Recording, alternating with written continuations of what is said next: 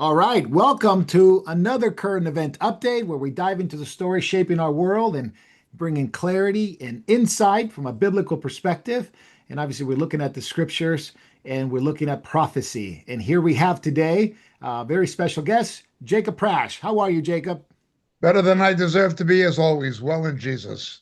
Amen. Thank you, Jacob, for being with us. And lots of stuff going on, so we'll get right to it. We're tackling the developments of what's going on in the Israel-Iran conflict. Lots of stuff, high stakes, standoff. It's gripped the whole world. Operation Rising Lion has sparked an incredible amount of interest, not only in the world politically, but also in the church theologically. So we want to look at two sides, the political side and the theological side. Jacob, let's start with the political. The ceasefire is in effect and it was quickly broken. Tell me about that. Well, I think the president knew ahead of time you cannot trust Iran. He seems to be indignant at both Iran and the Israelis for any violation of the ceasefire, even though the Israeli one was retaliatory. Hopefully, it'll hold now, and both sides will take the president's indignation, if not rebuke, to heart, and there won't be any further actions.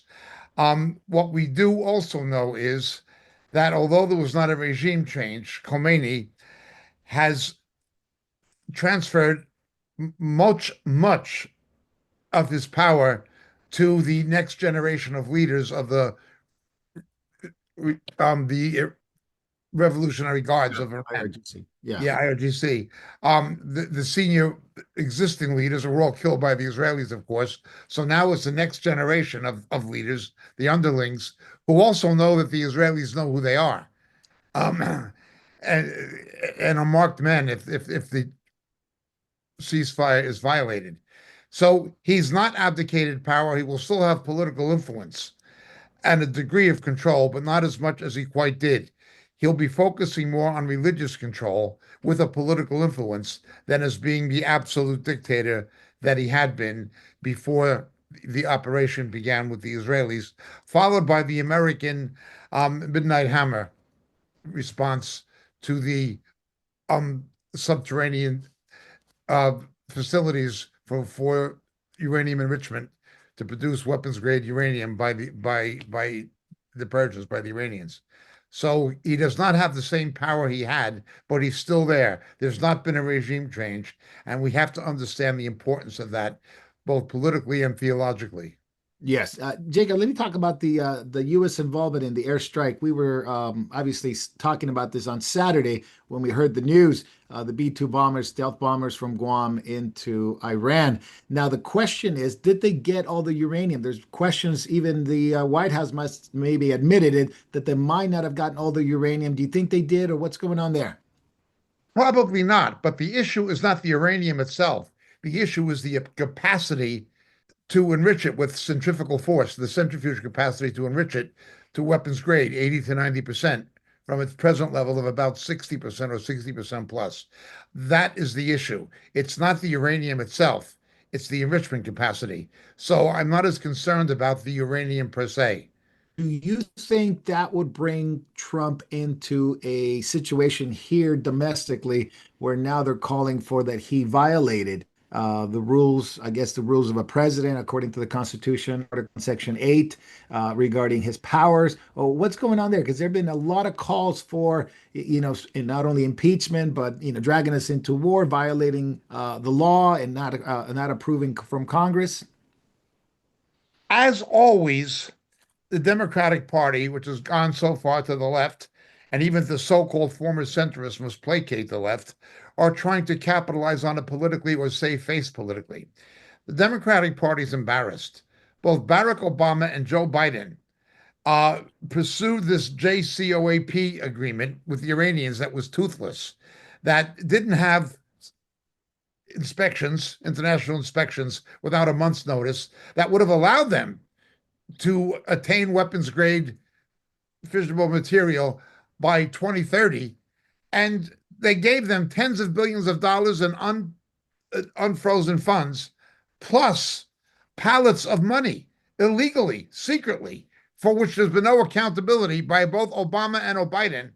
Um, that is an outrage. The Americans funded Under Biden and Obama, the Americans funded this nuclear development. Their plan to bribe the Iranians to stop it was just a replay of the foolishness and naivety of Jimmy Carter with the North Koreans, giving them aid to get them to stop doing something. Well, they just took the money and the aid and continued doing it. The Iranians were the same. It's just the typical stupidity and incompetence of liberal political leadership. That's what has happened. But there is an embarrassment now to the Democratic Party because what Obama failed to do, despite giving them billions of dollars and funding their terror indirectly, and what Biden failed to do, Trump has managed to do in one fell swoop. And he did it without boots on the ground. He did it with one surgical strike.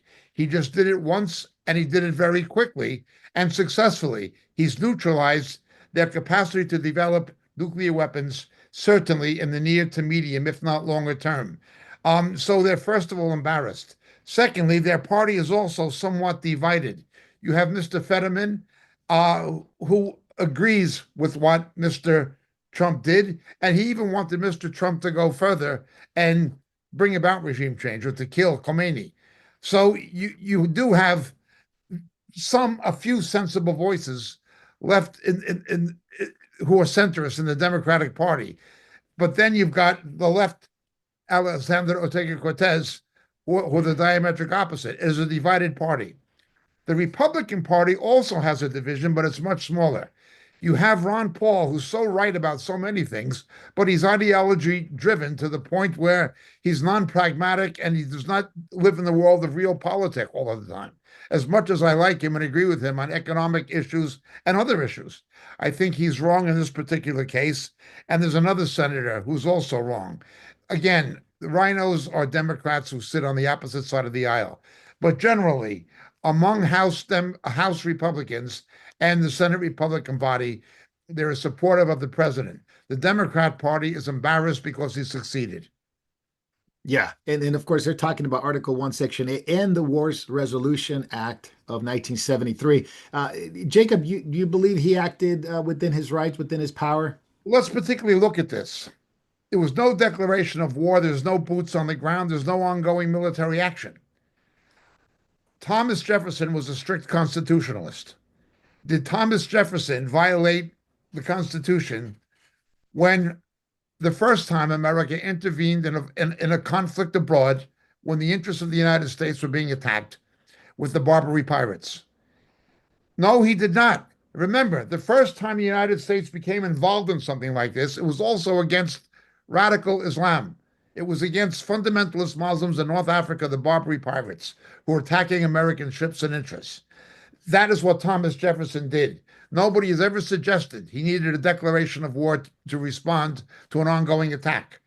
Likewise, you have a proxy situation where it's Iranian weapons, money, and military advisors, if not commanders, animating the Houthis who are attacking American shipping and other nations going into the Red Sea through the Suez Canal.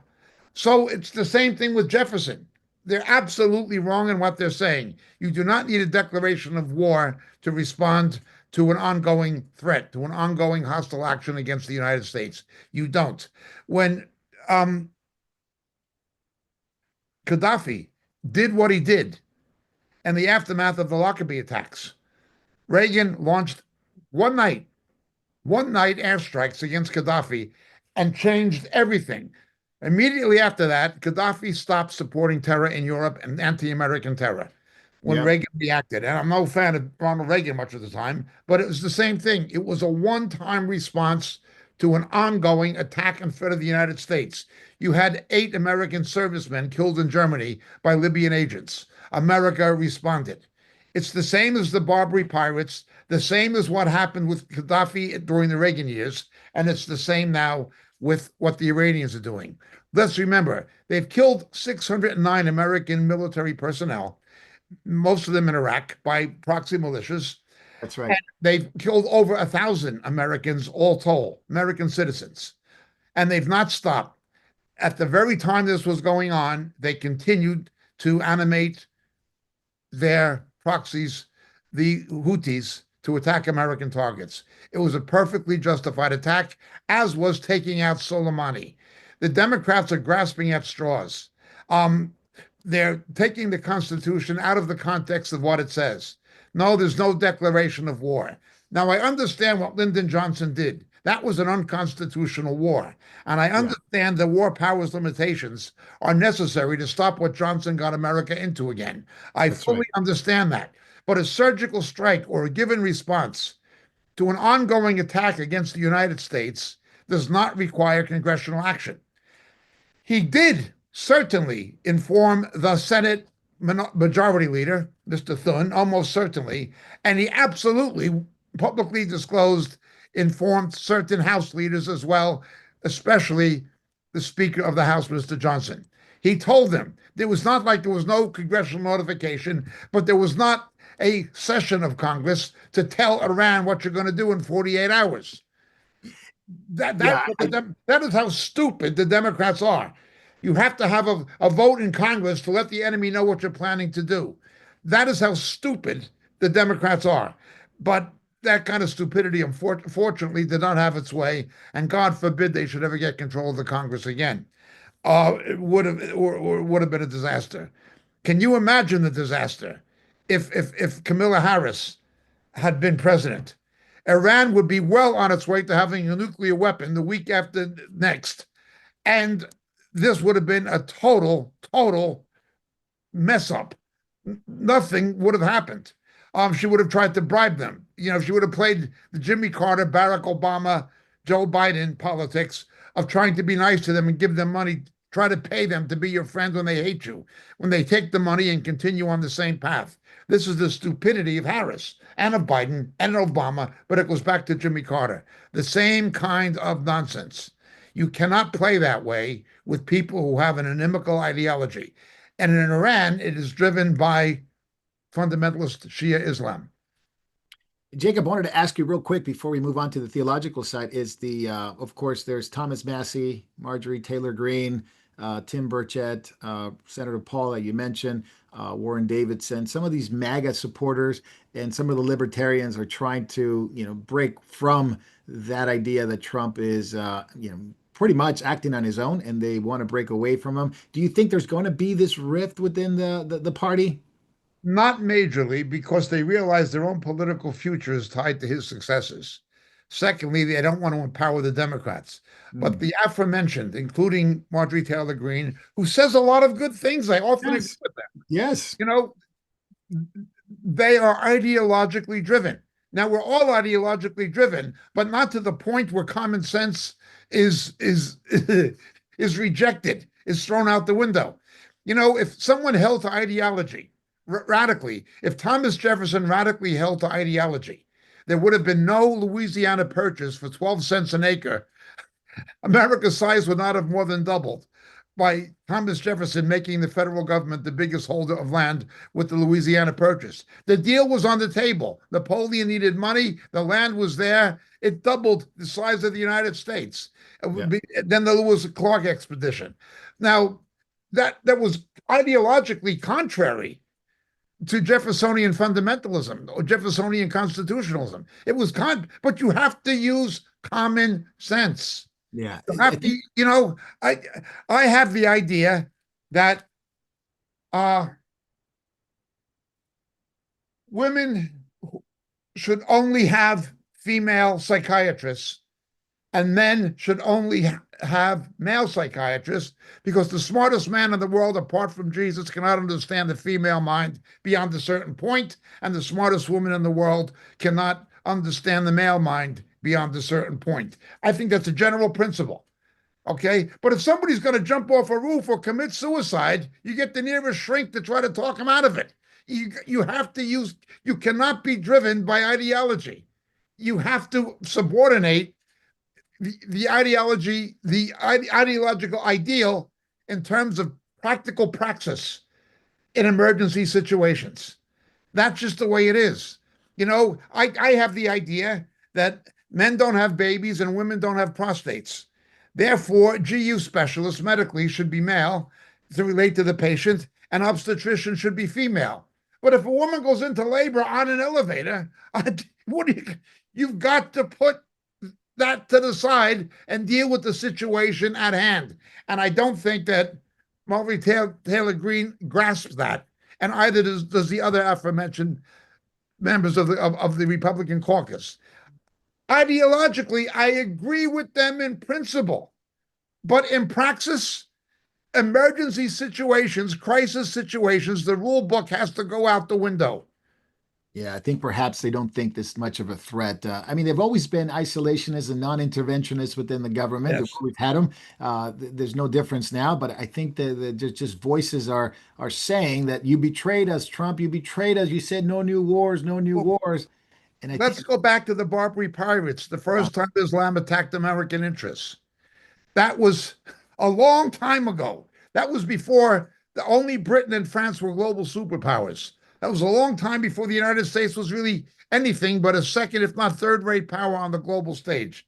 Okay. Even then, you could not be isolationist to that point. Now, I agree, America and Britain should not have gotten involved in World War One. I agree with that. I agree with that. However, when you are being attacked or you are under that kind of a threat from a religious maniac, you can driven by a demonic power, you cannot hold to an isolationist philosophy. George Washington said we should not be involved in foreign conflicts. That's true. But when yep. somebody attacks you, it's no longer a foreign conflict. Hmm. Very true.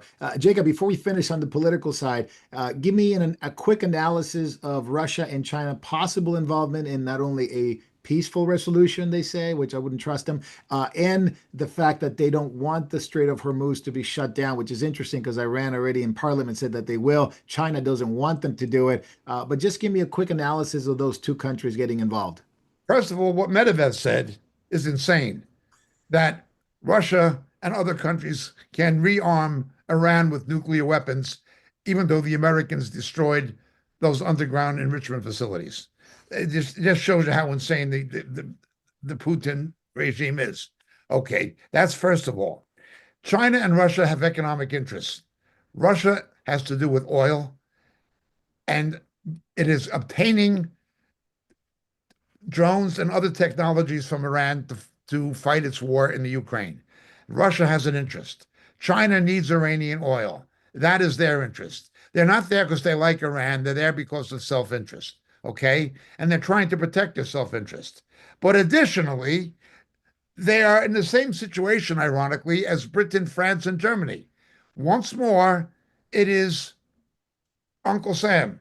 Just as Britannia ruled the waves in the age of empire, whether they like it or not, it's the Americans who are the players on the global stage under Donald Trump.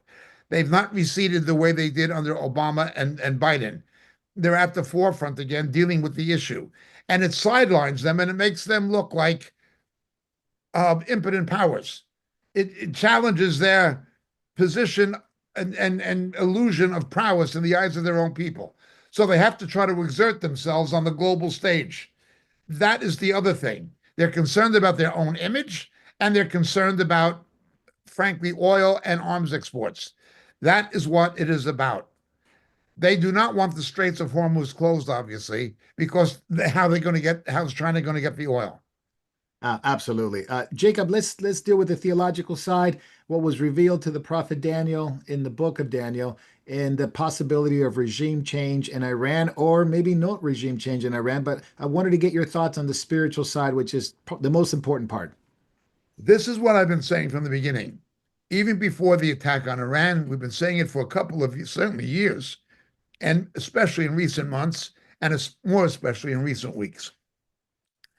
Before the 12-day war, as it's being called, before Operation Midnight Hammer, before any of that, we kept telling people on Catching Up with Jacob and on our other webcasts on RTN as well that uh, we have to look at this in light of Daniel chapter 10. Isaiah makes it clear that the Jews are only regathered to their land twice. The first time after the Babylonian captivity, this is the second time. It only happens twice. And Iran would come under the control of a demonic principality, a powerful demonic principality that would be used by Satan to try to destroy Israel and the Jews to prevent the return of Christ. There's a spiritual battle, and the angel Michael actually becomes involved. And what we see transpiring strategically, the military conflicts, the political conflicts, the economic conflicts, are only a reflection of the spiritual conflict, these angelic wars. We have to understand the political scenario in light of what is happening spiritually. Just like Moses holding his hands up and the Israelites began to win when he put his hands down, they began to lose. It's just like that. It is a spiritual battle that has temporal expression and repercussion, but the battle is chiefly spiritual, demanding prayer, demanding fasting, demanding a lot of things. But first of all, demanding an awareness of what the Word of God says. What was this principality in? So, for those who don't know, The this is Prince of Daniel Persia, chapter the 10. Prince of Yeah, Persia was preventing Daniel from getting the message. That's how powerful. And another angel was fighting against him, and it required Michael, the most powerful of the righteous angels, to throw back this power over Persia. There is a very powerful demonic power over Persia. Principalities are over all these nations, but Iran is the outstanding example, according to the prophet Daniel. They're going to be the primary threat. Now, let's understand something. I can understand politically why Mr. Trump did not go for regime change. He was encouraged to do so by the Pahlavi family, the Shah's family. yeah, He was encouraged to do so by Melanie Phillips, yep. who I like and respect as a journalist. He was encouraged to do so by a number of people in Israel. I understand why they wanted this to go. They are absolutely right in what they say, that if there is not a regime change, the problem is going to come back. Well, the problem will come back because Daniel 10 said so. Why do I defend Mr. Trump for not bringing about the regime change or saying it's up to the Iranians to do that, not us to go in and oppose it? I've recounted several times the naive foolishness of the Bush administration with regime change. You get involved in these imbroglios with boots on the ground trying to bring about a regime change as they did in Iraq. It doesn't happen. When regime change did happen successfully, what General MacArthur did with Japan, he demythologized Shintoism, the ancestral worship and the deification of the emperor. He made Hirohito come to him publicly, go on the radio, and say he's not a god. You have to demythologize the false religious power on back of it. Remember, Japan was also Imperial Japan and its warlords drawing on the medieval shogun mentality of Japan. That is what came to play in the Second World War. It was the same thing. It came from Shintoism and the shogun philosophy. That was Japan. MacArthur demythologized the religious basis of it and then democratized Japan, made it a parliamentary democracy with the Western model of economy and so forth. Unless you are willing to demythologize Islam, particularly fundamentalist Islam, both Sunni and Shia, unless you're willing to do that, you're not going to bring about a real regime change.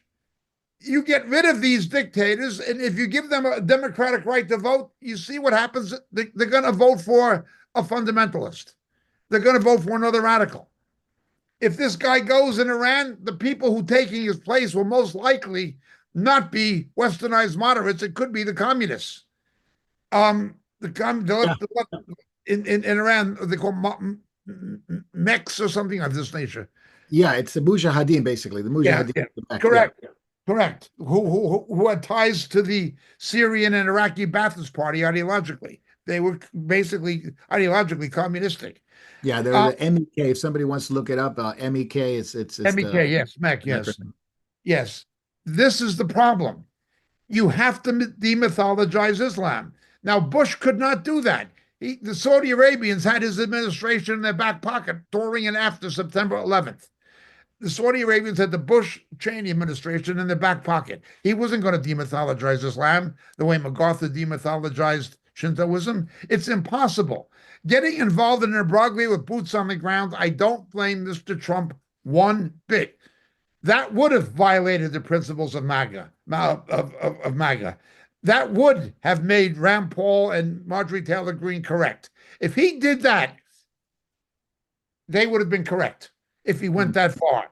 But he didn't go that far. He did what had to be done to neutralize the imminent threat or semi imminent threat of a nuclear armed Iran. That's what he did. Okay. Yet, the power of Iran will remain in power. It Hmm. will come back again another day. It has to, according to the prophecies of Daniel 10. I would counsel those Christians, as much as I agree with what Mr. Trump did, it has bought some time. It has been good for America and good for Israel, even good for moderate as Sunni states or relatively moderate Sunni states. Even though I agree with all of that politically, it is only biding time. It is the grace of God causing events to tarry. Now, I believe part of the reason that that is happening, I maybe the main reason, is because of the growth of the underground churches in Iran, the numbers of Iranians coming to faith in Jesus.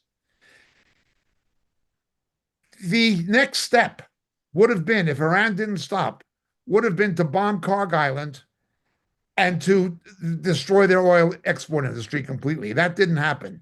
We can argue, should that have happened? Should the Israelis have been green lighted to wipe out Karg Island by the Trump administration? That can be argued. But as far as boots on the ground or as far as regime change, politically, he made the right decision. However, it is naive for any Christian to think the problem of Iran is solved. It is not. Hmm. Read Daniel chapter 10. It no sooner happened than Russia was saying we can give atomic weapons to the Iranians, which would, again would reek of a Gog and Magog scenario with Russia and Persia. So therefore, let us not be naive. Yes, thank Hmm. God for what Mr. Trump did. It is going to save the lives of Americans, of Israelis, and of Persians, of Iranians, and moderate Arabs. Thank God for what he did, but it does not solve the problem of Iran. We have to understand Daniel 10. There's a principality of Iran and a principality of Greece, Yavan, which represents Europe. There are demonic powers here at play. What you are seeing, Operation, whatever you want to call it, the Midnight Hammer or the Israeli Yeah. operation, Right lion. Yeah. yeah, those things are only a reflection of the conflict in Daniel chapter 10. We need to understand that. There could not have been regime change because the prophecies of Daniel 10 must still be fulfilled. But I don't blame Mr. Trump for not going further than he did. Hmm. Jacob, you don't see a possibility of Reza Pahlavi, the son of Mohammed Reza Pahlavi, the last king that they had there in the 70s, to come back into power? Perhaps people want that. I don't know. It seems like he gathers Only strength. a minority of the people, it would only be the educated middle class of Iran and the Baha'i people that are left in Iran that would want that. Hmm. The Baha'is would want that, and they're, of course, a cult. And educated, westernized Iranians would want that, and the diasporic Iranians. There's tons of Iranians in California, Yeah. tons, and a lot of them they're middle to upper middle class. Some of them are quite wealthy and successful, and there are a lot of Persian Jews in Israel and in California who are quite affluent. Many of them, professional business people, but even entrepreneurial senior executives and people of this nature. You're talking about money, you're talking about power, you're talking about political influence. There are people who would want that, but I don't think the majority, I don't think there's any support that a demographic majority of the people of Iran would want to return to the shore. He was on the peacock throne. He was claimed to be a descendant of Cyrus the Great, but he was put there by the CIA and the British to Yeah. stop Stalin, basically to stop Stalin from getting control of the oil resources and getting a warm water port on the Persian Gulf. He was put in power by the Americans and British. British Petroleum was looking to safeguard its economic interests. The Americans were looking to outflank Stalin's ambitions. That was under Truman.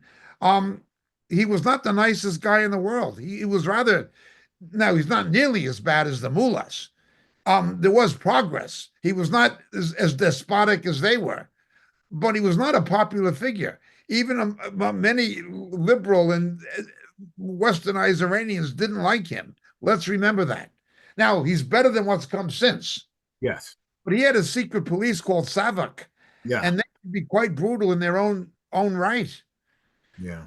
Yeah, it's interesting. Jacob, as we finish, obviously Israel back in the land, the significance of that, and obviously we'll talk about that in another episode about Genesis 12:3 and 26 and 28. What does that mean? Iran as an opposition force with the Prince of Persia and prophecy.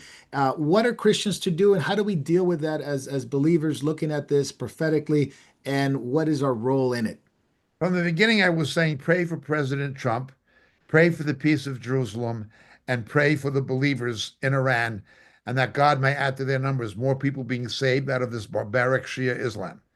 That is the main thing. We need to pray to those ends and pray seriously. We also need not to be naive. We need to have a scriptural perspective of these political events. Understand there's a spiritual conflict. Understand that Iran will remain a threat. It has had there's a temporary hiatus in its ability to constitute a pending threat, but it's still a threat and it's going to be one in the future prophetically. Let us understand that. I do not blame Mr. Trump for not getting rid of him because of the political and military complications of regime change. It wouldn't work. It didn't work in Iraq. It's not going to work. It's not worked anywhere. It's a fool's philosophy. Unless you're willing to do what MacArthur did, forget about it. Unless you do it right like MacArthur did, it's not going to work. So in this, Mr. Trump is holding to his MAGA principles. No boots on the ground, no imbroglios, no long-term involvement, a one-time surgical strike to neutralize the threat, as Mr. Reagan did. And again, I have my criticisms of the Reagan regime of administration, but as Mr. Reagan did with Gaddafi, a one-time event. It's what Thomas Jefferson did with the Islamic Barbary pirates. A one-time action, entirely constitutional, not violating the War Powers Act.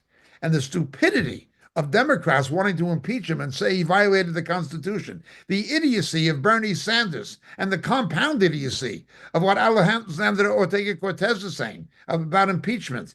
This is absurd. What do you got to have a congressional session to let the Iranians know what you're planning to do? This is madness. But this is what these people are. Yeah. Thank you, They just Jacob. don't care. Yeah, thank you, Jacob. Thank you so much for being with us on a very short time. We wanted to make this video not only shorter, but the opportunity to get a lot of people to watch it. We appreciate your time. And I guess we got to keep looking up. Maranatha, keep praying, keep preaching Jesus. Maranatha, Maranatha. God bless.